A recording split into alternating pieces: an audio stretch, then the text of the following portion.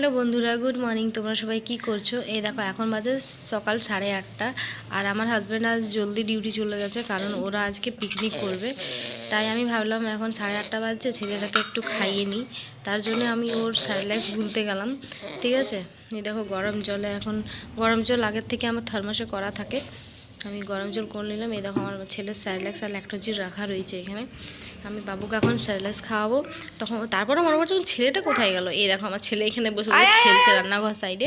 আর আমার রুমে একটু লাইটের প্রবলেম আছে, ঠিক আছে, মানে হালকা লাইট, মানে ক্যামেরার মধ্যে এত ভালো বোঝায় না।